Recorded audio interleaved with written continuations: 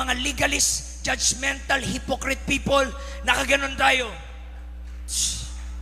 Lakas ng loob. Bumalik pa siya. Tinitignan pa natin mula ulo hanggang paa. Yak, gupit na yung buhok.